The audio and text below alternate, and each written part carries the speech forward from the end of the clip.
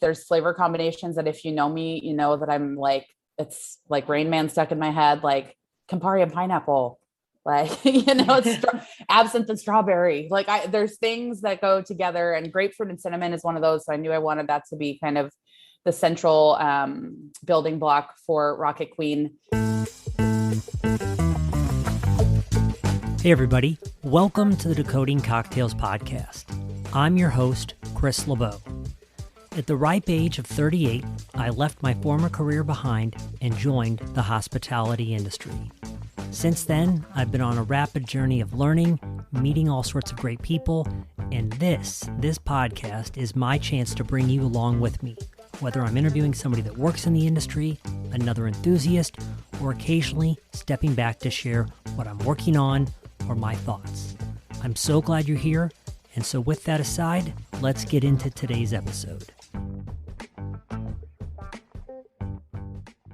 Hey everybody, welcome back to another episode of Decoding Cocktails. Before we get into today's episode, just a quick note. So today's episode is brought to you by a handful of my monthly patrons, people like Leanne, Kristen, and Nancy. So what are they getting in exchange for this membership? And my membership that I'm going to talk about, you can find at patreon.com/decodingcocktails.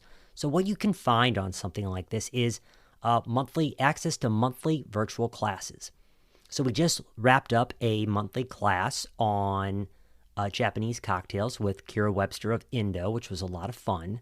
And as we look at fall, I'm really interested in the idea of things like Halloween-based drinks, more on that in just a minute, as well as things like preparing for annual family gatherings like Thanksgiving, the holidays, and of course, just taking advantage of the fall harvest and how to best turn your drinks into those that feel so appropriate for colder weather.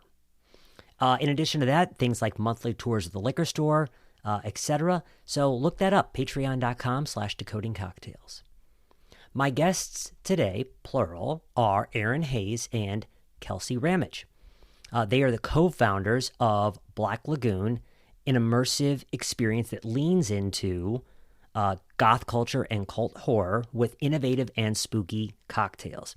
It was named Canada's Best Pop-Up Bar by Canada's 100 Best in 2021, and this October, they're going to be popping up in 9 cities across the U.S. and Canada. It turns out that this was actually something that came to be just before COVID. While they were at Tales of the Cocktail, Kelsey and Erin threw a pop-up at the Dungeon, a venue in New Orleans I'm not familiar with, but I'm going to have to check out when I go back next year. And they said they had so much fun doing this Halloween-themed pop-up that they were like, how do we keep this going? So this year, they've hit scale-up mode. Erin lives in Los Angeles and works as the beverage director at the Fairmont Century Plaza Hotel. Prior to this, she spent 8 years with Westward Whiskey, serving as their VP of Trade and Advocacy. Other highlights include serving as the head bartender at 3 Dots and a Dash in Chicago, and the opening bar manager at Lost Lake, which was named Imbibe Magazine's Bar of the Year. So both two prominent tiki bars in Chicago. Kelsey has over 15 years experience in hospitality. She is the driving force behind the Service Trash Collective, which is always evolving, but really started at the head of, as cocktails were really reaching their arc, food had already begun talking about things like, if you will, nose-to-tail dining. How do we use the whole animal to be less wasteful? And in this vein, Kelsey and other people were really thinking a lot about things like citrus. How do we reduce our use of it or eliminate it entirely, obviously? And so one of the things that you can find on their website, look them up at Trash Collective, is a way to kind of make what's called a citrus stock. Or, for example, if you've juiced a pineapple and you have leftover pulp, how you can turn that pulp into something that can be used as well. So ways to kind of extend the life of things that are not so sustainable in terms of that, hey, if I'm here in St. Louis, bringing pineapple in isn't exactly the most sustainable act. Kelsey is also behind something called Dolly Trolley Drinks, a drink delivery service that, of course, boomed during COVID. And she's worked at award-winning bars like Supernova Ballroom in Toronto and Dandelion in London. In addition to being a passionate educator for bartenders across the globe, she has won many, many awards, very notably at Tales of the Cocktail. She won the Best International Bartender Award in 2020. So with the whole Black Lagoon evolution here, one thing that's fun, so hopefully you're in one of their cities that they're going to be popping up in, cities like New York. I know Toronto, Vancouver, Montreal are on the list, Denver, LA, Fort Worth, Chicago. I almost feel like I'm going to get 100%, but I'm missing one, I think. Anyways, if you're not in those cities, in addition, they are going to be posting all of their recipes online. They were quick to say, hey, we love Halloween. We love that there's so many Halloween bars. They were also quick to say, hey, a lot of Halloween cocktails can sometimes be rushed and be too sweet. They're like, if you follow our recipes, they're going to be awesome.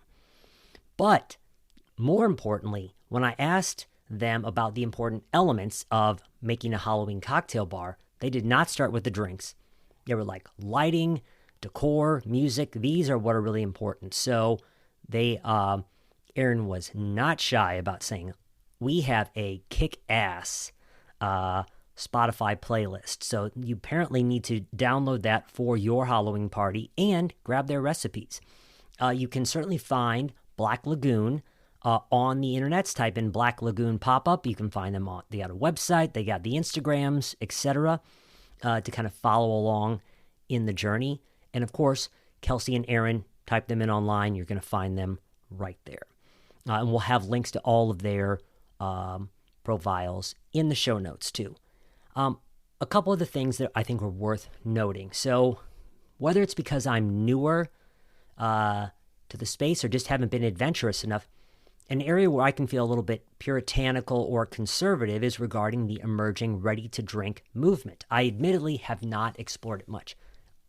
I was lucky to have Erin on there because Erin is teamed up with a group called Livewire and has her own ready-to-drink recipe called Rocket Girl. But this year at San Francisco's Wine and Spirits Competition, something like that, there were 700 entries in the category of ready-to-drink.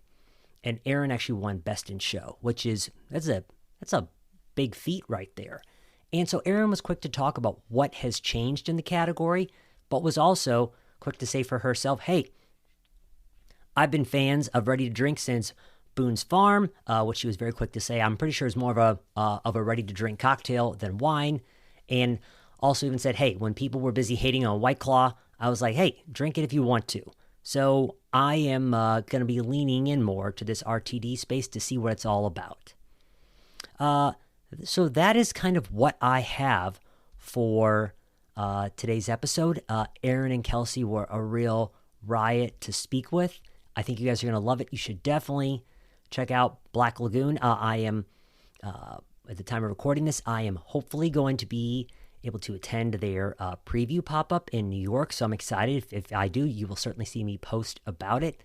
And so with that, enjoy my conversation with Kelsey and Erin.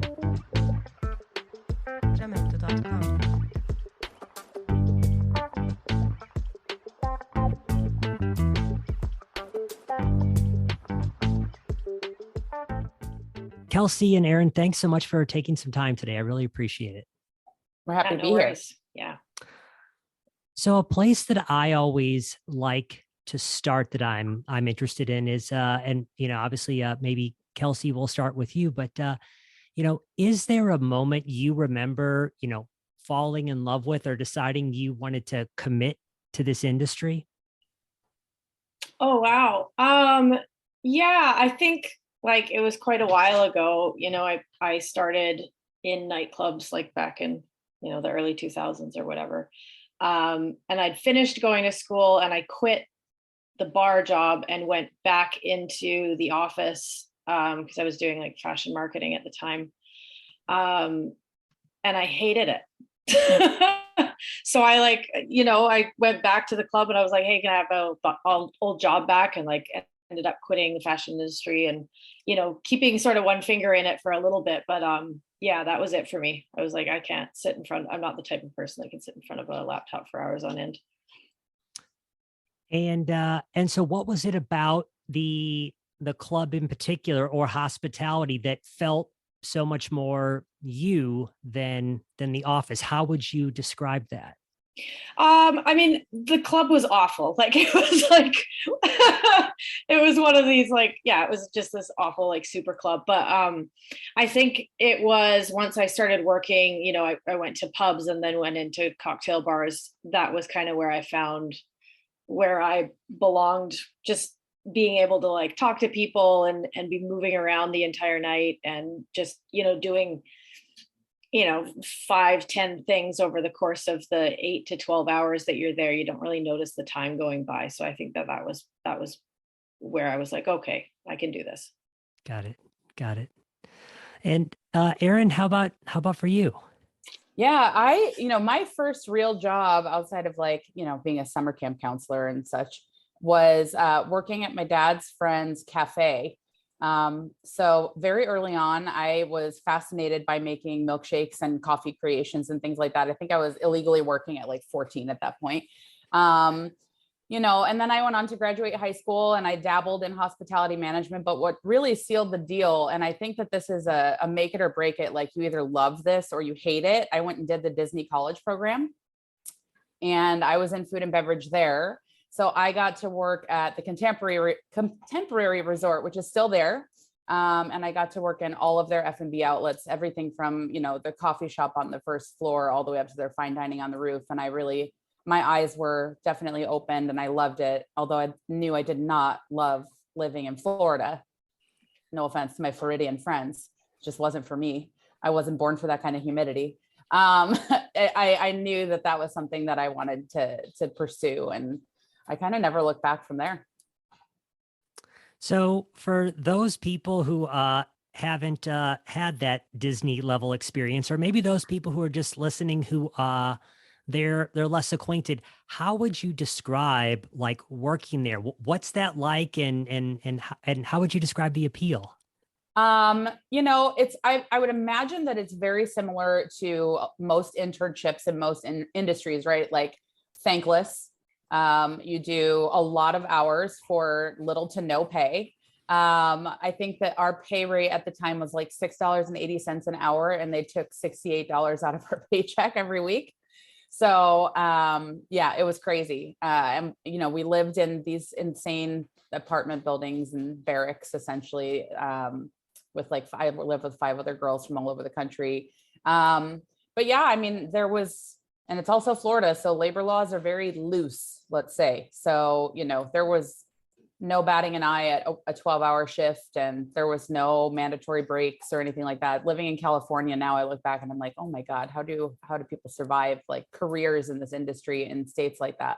But yeah, I mean, it was pretty intense work, but I will say, like, I already had what I thought was a good work ethic. I came out of it with one that was like military level. And it still made me fall in love with the business, and I think that that's a testament to the people, really. Wow. Okay. Yeah. No, it certainly is the thing where you come out of the shift exhausted and drained, and yet for some reason you're like, yeah, you know what? Let's get up and see what this is all about again. Right there. Got Yeah. it. Wow. So one of the things that I feel like Kelsey, I'm sure you get asked about all the time, but being the fact that I tend to work with so many people who are just crafting cocktails at home, you know, first I imagine we should talk a little bit about, trash tiki and sustainable, the movement. But I would be interested at some point get to like, how should the average person think about it at home? So why did you feel called to this? And tell us a little bit about what trash tiki is, and obviously it has evolved.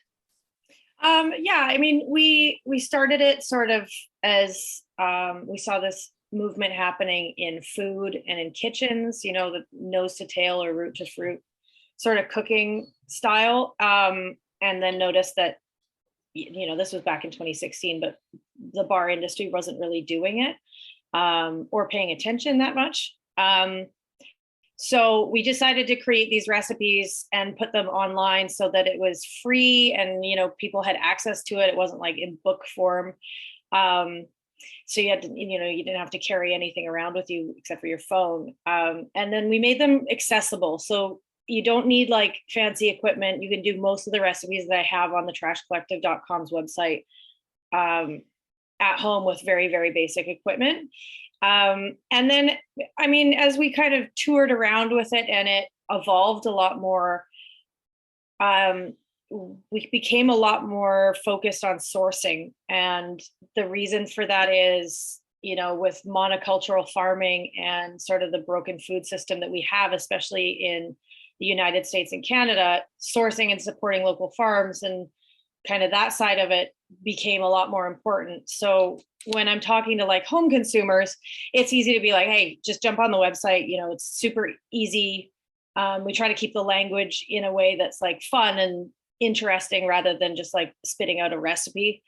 And then, I just try to get people to like support local farmers, like get things from a farmer's market if you're financially able to, because it's just, it supports the local economy as well, especially, right now it's with a recession possibly in the, lurking in the background. It's more important than ever to be supporting local people where you can. Mm-hmm. So first, I will certainly make sure that there'll be a link to Trash Tiki in the notes, but even just for a couple of examples for someone that hasn't heard of citrus stock or whatever, just give us a couple of examples and we'll be sure to link out to the recipes because you're right. The language is very friendly. So yeah. Okay. Yeah. So I think the biggest thing, like you mentioned, the citrus stock, the biggest thing we use in bars, when you're making margaritas, daiquiris, you kind of gravitate towards the drinks that the best. And all of those contain citrus. So what we do with the citrus stock is essentially after you juice, you sort of blanch the husks left over in water for like 5 minutes, add a couple little acids that you can find on Amazon and just order them straight to your house, or find them at a local U-Brew if you don't want to support Amazon. They all have them. And just add a little bit of those. If you have like a coffee scale or like a micro scale at home, that's ideal. And basically the juice, first of all, becomes a little bit more shelf stable. So you have it for 3 days instead of just one single day.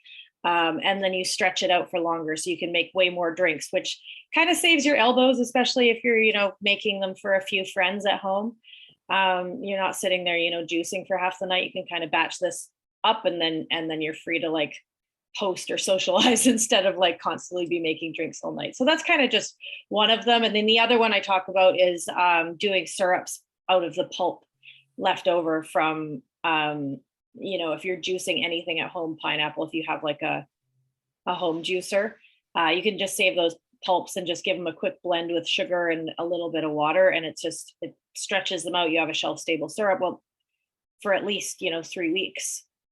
And you can use it for cocktails for, whenever. Mm-hmm. I think it was the mover and shaker people who at one point they had a little meme that was like, can I get that, rum that comes from Guyana, that lime that comes from wherever, that sugar, and then, but can you give me a paper straw? Just like, yeah.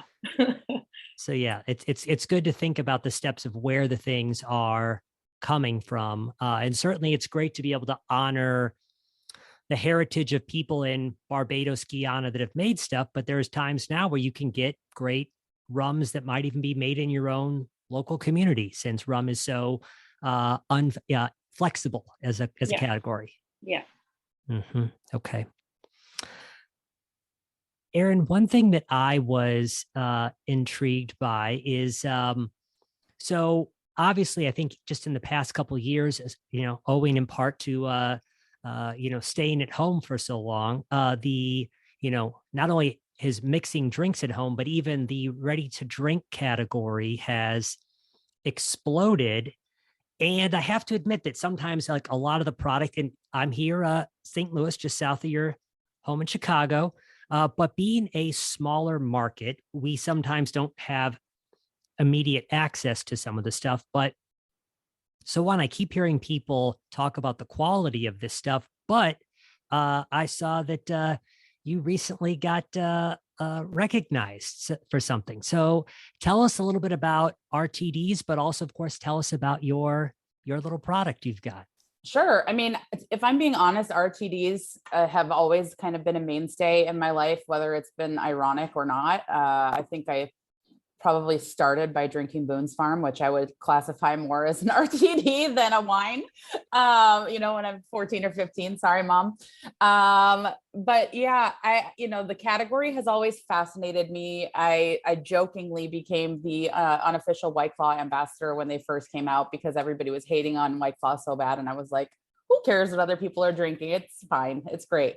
But the opportunity came to work with one of my best friends, who's an incredibly talented bartender and business person, Erin.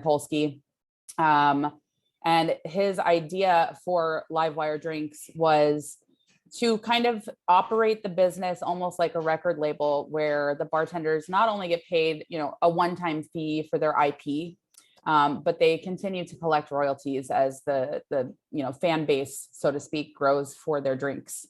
All of the Livewire drinks were entered into San Francisco World Spirits Competition, which is arguably the most prominent of the spirits competitions, at least in the States, but definitely internationally recognized. And everybody medaled, which is amazing, and not something that everybody can say.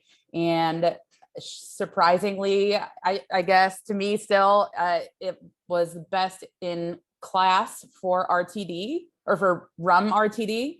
And then won best in show across all RTDs with over 700 entries. So very humbling, very flattering. I wanted to have fun with it. That's kind of how I approach cocktails in general. I don't ever want to make anything that's too precious.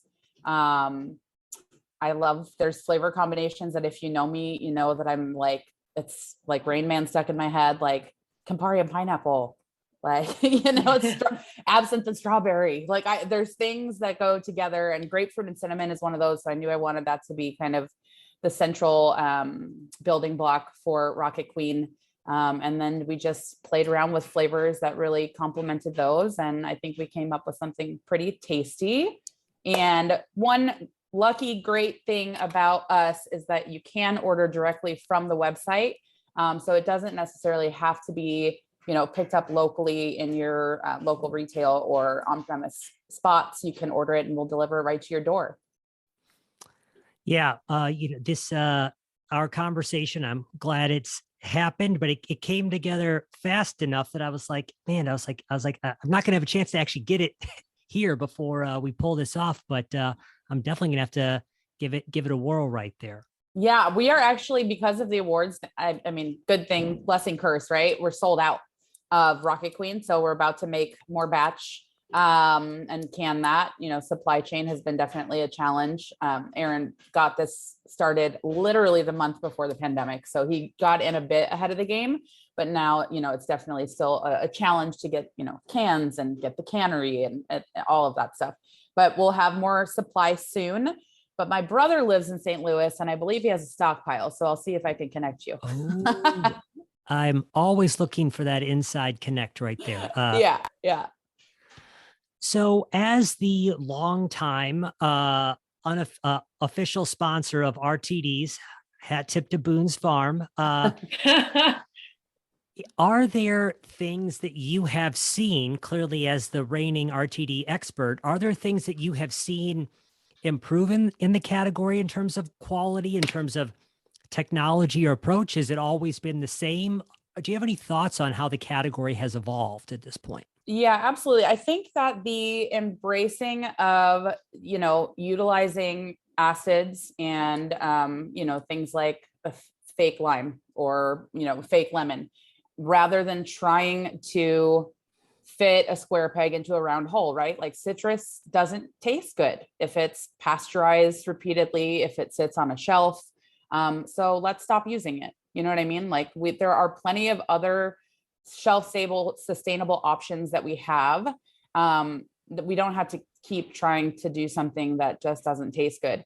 And, I think that for most consumers that maybe don't get to go out to fancy cocktail bars and don't get to experience what it's like to have drinks with fresh juice that are used to those kind of flavors, it doesn't necessarily bother them as much. But once they taste, these RTDs that are made to taste fresh and not to taste that like bleachy pasteurized, aftertaste, I think that it's going to turn over a whole new world of consumers for these RTDs that are really making strides in the right direction.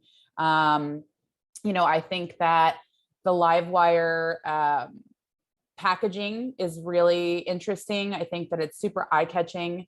I think that the tagline, like cocktails from the world's best bartenders, which like is not, I don't subscribe myself to being that, but that's a marketing thing for them, but that's cool, right? Like people want that in their home. And if they can't get to New York to get a drink from Shannon Mustafer or San Diego to get a drink from Chris Patino, like to be able to have that capability in their own refrigerator or freezer is pretty cool.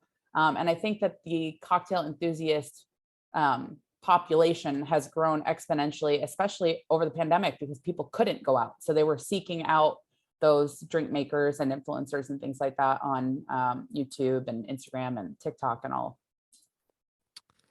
Yeah. And for those listening that might not be as familiar with the term like fake lime juice, the first time I ever heard of it was from a Punch article referencing, I think it was dandelion in London. But so this is where people are using malic or citric acids, like Kelsey had mentioned earlier, to like boost a stock. But this is a way where bars are essentially synthesizing lemon or lime juice and making it more sustainable. And to Erin's point, also really kind of able to put that in there in place of citrus, which does not keep well over time. So.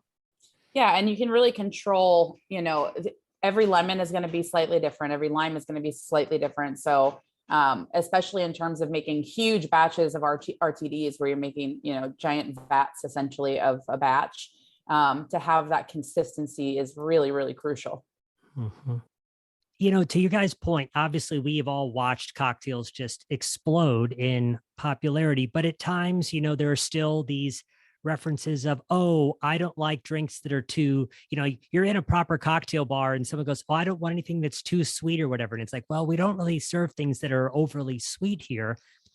And a genre that I think could get picked on could be tiki, perhaps. So Erin, I was curious, from your time at Lost Lake and Three Dots and a Dash, how would you describe to the average person to think about tiki as a category? It's obviously very playful, but how would you describe that overall to people? Yeah, something that I always used to remind my teams, is that the very high percentage of guests that are coming in here have probably never been in a tropical bar, let alone a good tropical bar. So in Chicago, in the near west suburbs, specifically where I grew up, we had a couple that were so fun and the decor was amazing, but you were drinking, orange juice, 151 and like Caro corn syrup, right?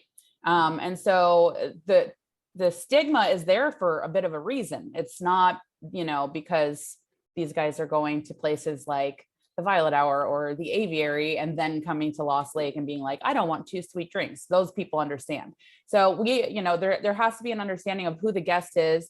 Also, you have to think about like when people are coming in big groups and 4 of the 5 people are really into it and they know what they're getting and they understand. And then there's that one person that's like, oh my God, panic order. I want a vodka soda because I don't know. I don't understand. So I think just handling people with a genuine sense of care and, offering non-pretentious service, which, I, even as a bartender that, has made my way around, I spent the last 6 years going to bars and restaurants all over the world. I've been very fortunate. You ask a question and you still get bartenders that treat you like shit. And that was never anything we wanted because the genre of tropical drinks is already so kind of not unapproachable, but you know what I mean? It's just, there's too many questions, a lot of questions. So, letting people know like all of our drinks, we really strive to make them balanced. There's an equal amount of sour to sweet to boozy to bitter, and people kind of understand those terms. And then also just letting people know, like, hey, give it a try. And if you don't like it, I'm going to make you the best vodka soda you've ever had in this crazy skull glass. And you're going to have a great time with your friends, And I would say 9 times out of 10, people were like, oh my God, this is really good. I'm like, yeah, now you get it. Now you can order that next time and feel good about it. Never have I ever had a vodka soda in a skull glass. So I mean, for, one of my only, and tiki is frankly what it is, but, for the person at home, sometimes it's like, okay, you need these 4 rums, these 3 juices, these 2 bitters. Are there any sites, books, even just drinks that you would suggest if somebody wanted to try to bring tiki into their home but doesn't want to spend $400 doing it? Obviously once they've got it, they can make plenty of them, but are there any simple tiki drinks you would suggest for somebody starting off? I love this person and I follow them. They don't always post content about cocktails, but they always post educational material about, appreciating where tiki came from. And I think that at this point, we need to recognize that and acknowledge that just as much as we need to recognize and acknowledge how much tiki or tropical cocktails have caught on as a trend. And that's Chalky Tom. So Chalktails. She's incredible. She's also our sister in Doom. She runs Doom Tiki or Doomiverse now. So we are very aligned in like our aesthetic for sure, but she's an incredible resource on not just, the Polynesian, the way that we've kind of appropriated the Polynesian culture, flavors, idolatry, things like that, but also indigenous culture for tiki. So I definitely recommend following her. In terms of recipes, I love Jeff Berry, and Jeff Berry is one of the kindest, most wonderful, humble people. So that's where I started learning about tropical drinks. So I definitely think that looking back at the way that he's uncovered tropical bars and bartenders in America from a historical perspective is very, very cool. But then, we had to remember to put that in context with what really happened and where tiki really came from. I'm looking at my giant stack of books right now. Shannon Mustafer came out with an amazing book. Probably slightly a little bit more involved in terms of, builds and things like that, but very, very cool. And she's just an incredible drink maker. So I would trust anything that comes out of that book. Cool. Thank you. Yeah. I got to meet Chalky for the first time at Tales just a couple of weeks ago. And so that was fun. So yeah, she's amazing, and as sensitive and, educated as I think that I am, I learn something from her every single time I talk to her or listen to her speak. She's an incredible resource for our community. So alluding to Chalky and, kind of the, sister alliance right here, obviously up till now, I've kind of pointed questions, but let's talk about Black Lagoon. So it was fun to kind of I've had the chance to work at a Halloween pop-up before. It's a great time. So whoever wants to, or however you guys both want to run with it, but like, tell us a little bit about your love for Halloween and what made you want to start a pop-up in the first place. Yeah, I mean, like, I think it was during the pandemic, Erin and I, we had done this pop-up at the Dungeon during Tales in New Orleans, in 2019, I think. And we worked really well together, and we had a lot of fun. I think Erin did most of the work anyway. But then during the pandemic, we were like, that was really fun. And like, maybe there's something to, creating some glassware, and maybe we need to, we both like kind of similar style drinks, and we both like have, different backgrounds within the macabre. I was an emo kid and really love, metal and goth and that whole thing. So we were like, let's do a pop-up. And also like I don't know, every year since I can remember that I've had time or had Halloween off, I start planning, costumes in like, August. Yeah. So Yeah, there was a part of it for me too. We were talking about it, upon the success of that pop-up at the dungeon that was epic. I'm gonna say one of the best parties I've ever thrown still to date. And doing that with Kelsey was just the best. But thinking about some of the other holiday pop-ups, right? Like Miracle turned Christmas into a drinking month. Christmas usually was office parties every here and there. And, you might go out drinking the night before Christmas Eve with your family when you get back into your hometown, but they have turned it into a month-long holiday. Halloween already is a month-long drinking holiday. Like every weekend in October, people dress up and go out and drink, and there's house parties, and bars dress up as other bars, and bars dress up as fast food restaurants, and so it's already got this incredible following. It's a holiday for kids, sure, but adults love it. So, why not kind of feed into that, plus our love of, the music that kind of goes with this idea, the spooky type drinks that lean a little bit tropical because Black Lagoon, right? And then just the name we came up with was like so perfect for both of us and what we were trying to accomplish. So, you guys are obviously no stranger at all to building out all sorts of concepts, but when you're approaching something like this, if there's a bartender out there who's getting ready to make the leap, they've been, assisting their whole time, how would you think about building out Black Lagoon? How would you approach that kind of at a high level to maybe kind of stage for them how they would do that? What would you avoid? What would you do? How's that done? I think first, and what we did last year, which was really smart, was you got to try it out in your hometown. It was such a back and forth. We wanted to do it in 2020. Obviously that wasn't going to happen. And 2021 was kind of like iffy, right? Like back and forth on occupancy levels. And we figured we just got to peel the Band-Aid off and go for it. So Kelsey really put together an incredible team of folks in Toronto, found a venue that was a blessing and a curse. but it worked for us. Our neighbors didn't love us so much, but we got them plenty of drinks, so I think they're over it by now. But doing it in your hometown, get the people that know what you're capable of, enjoy your drinks already, to understand what this new project is. And then, as crazy as it sounds for me to say, is like build it up on social. You know what I mean? Create a presence for yourself, and then take it on the road. And Kelsey and I are very fortunate enough to have been in this business for as long as we have and have the relationships that we have, that we're able to take this to some incredible bars, award-winning bars that are run by people that we respect and admire and are also our friends.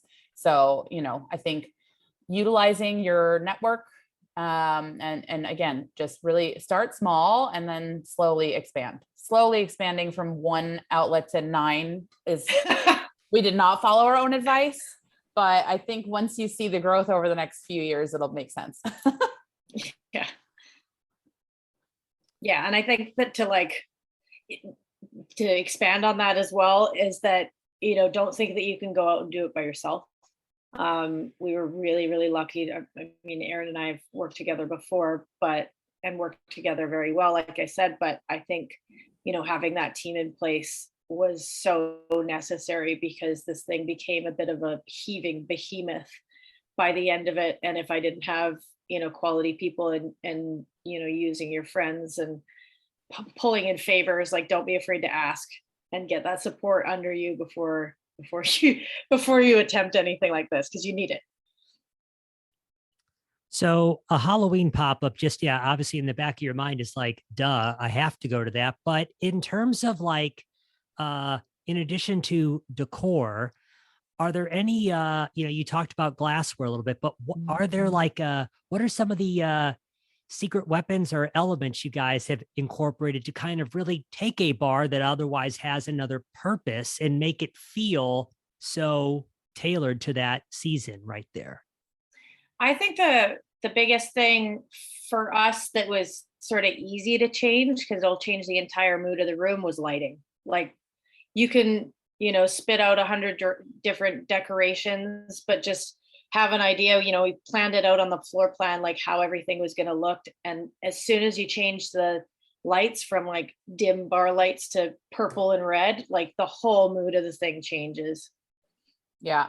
And, Halloween decorations can range everywhere from, animal skeletons to severed limbs. I'm just looking at what I have on my table right now, if I'm being honest.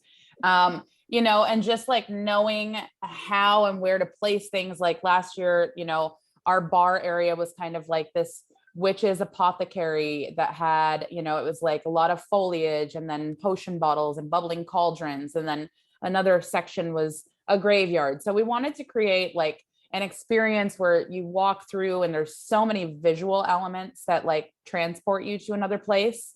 And then I think for me, and I know for Kelsey as well, the music was so important. I'm like a psychopath about our playlist. I think I've added, our early playlist is now 8 hours long. But it's like that is so important, right? The vibe, the music is such a key element in that. And then of course, the drinks, and Kelsey and I collaborate so well together. We were very concerned because we really only had one full day together in the same place to collaborate, and we just like knocked it out. So, I think it's got to be, everything has to be cohesive, and, everything from the lighting to the decorations to the drinks to the ambiance, the music. And then you've got yourself something very special.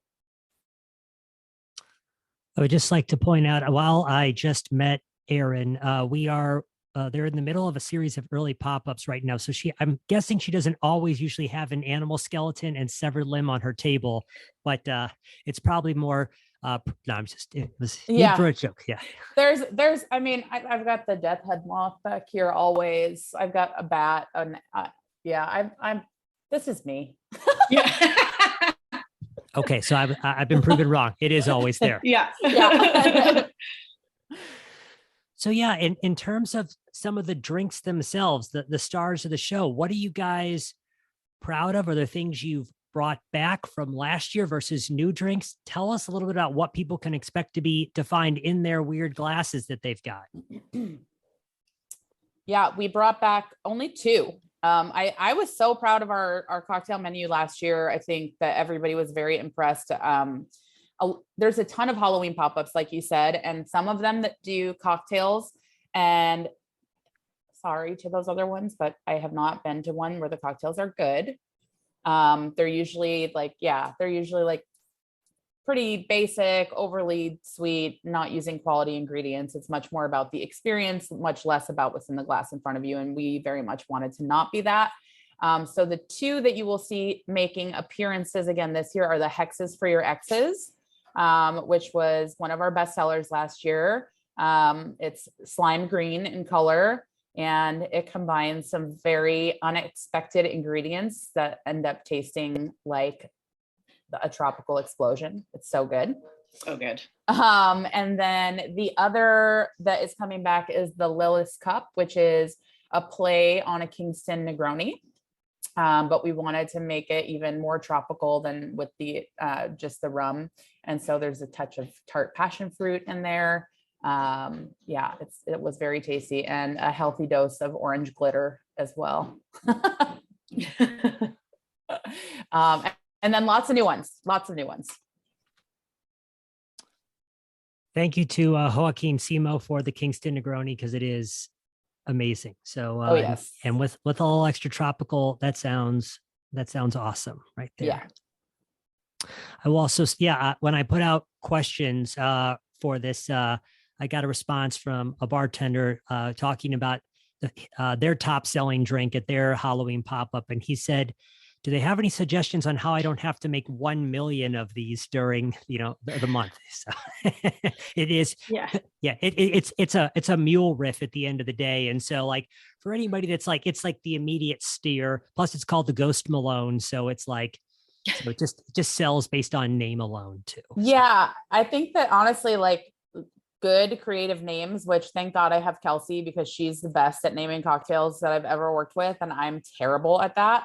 But also like you've got to have a creative presentation for all of your drinks, right? Like if one of your drinks comes out like, which we learned last year, in a skull with a light up ice cube and mint coming out of the top, everybody wants that drink.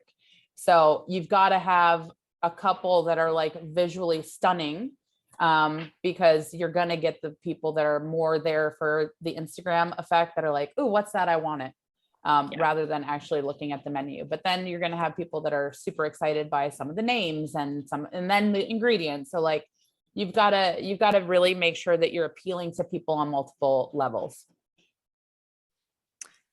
One of the things it seems like COVID has done at times is certainly setting more time limits on things. So can people show up at Black Lagoon and just settle in for the evening, or is this seated and then you're out of here affair? How does this work for you guys? I mean, so last year we were under some COVID restrictions, so it was like seated service only and that kind of thing, which is very much sort of not our vibe. There, towards the end of it, there was a little bit of a wait list, so we had to like, well, a lot bit of a wait list. That's a gross understatement. But yeah, I think people could expect, if you're waiting for a table, you're waiting for a table. There will definitely be standing room at the Toronto one if you want to come in and like have a little party and like, dance to Rammstein. But yeah, we will be sort of turning tables and things like that. So there is a little bit of wait list, but there's no like reservations, RSVPs, like that kind of stuff. We just want to kind of take down some of those barriers and just say like, just dress as how you feel. If you want to dress up, great. If you don't, that's fine too. And just like come on down and like enjoy yourself. We'll get you in as soon as we can. Yeah. And I think that some of our venue partners, depending on the size of the venue, are going to have to do things slightly differently. So I would recommend following their Instagram pages and things like that leading up to the pop-ups. I don't want to speak on behalf of everybody, but certainly, where we were operating, we didn't want necessarily people camping out for 4 hours if they're not having drinks, especially if there's people waiting outside in the cold and the rain, which they were last year in Toronto. But we also don't want to rush you guys through the experience. So there's a happy medium for sure. Cool. And in terms of people who might be like, wait, what cities is this in? I'm sure they could find it on the Instagram handle or you guys have a website too. So where do they find those at right there? So all of the dates are now posted on our dates and cities are posted on our Instagram. And then if you go to blacklagoonpopup.com and just hit tour, you'll see all of the dates on there. And then we'll be posting all of the dates for October as well. I think most of the venues are doing the full month, but there's a couple of them that are choosing to start, a week into October. So we'll be putting all of that information up there as well.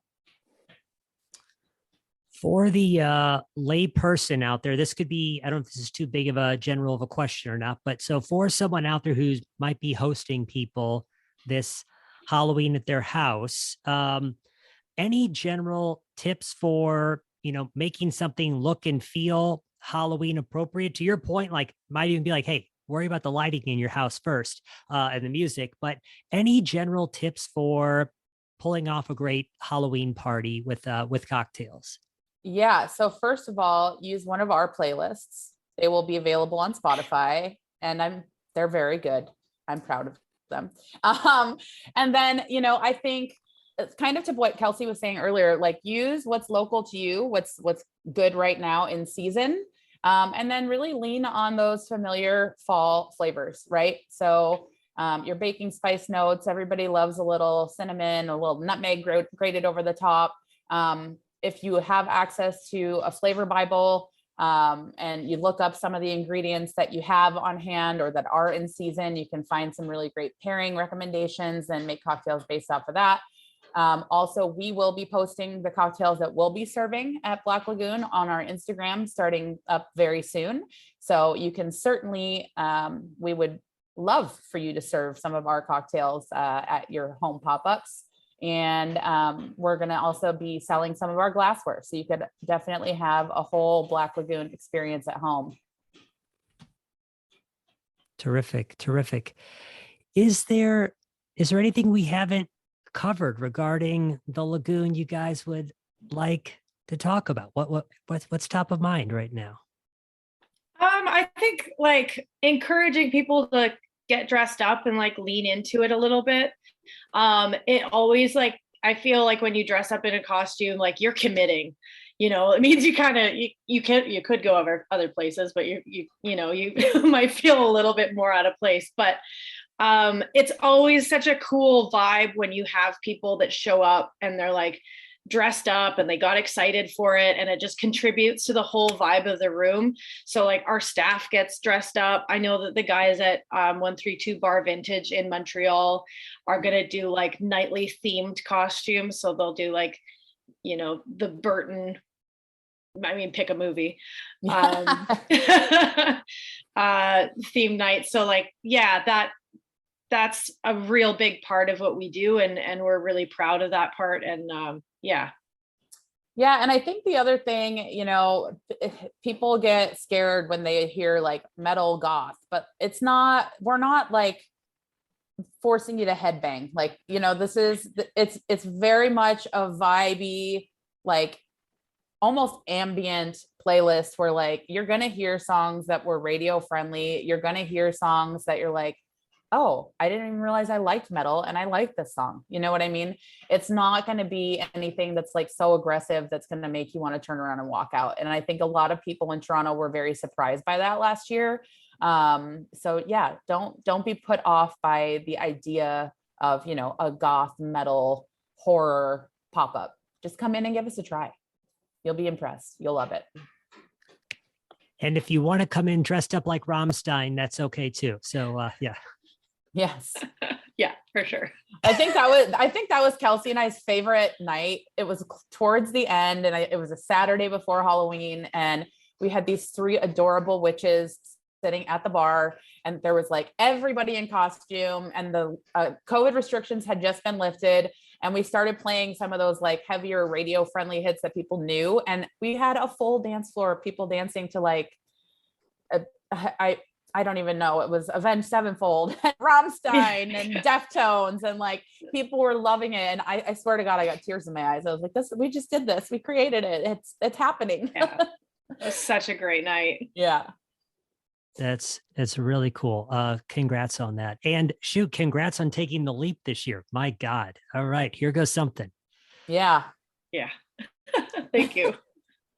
And for each of you guys, perhaps Kelsey and then Erin, where if people want to also keep up with just your general work online, where should they find you guys?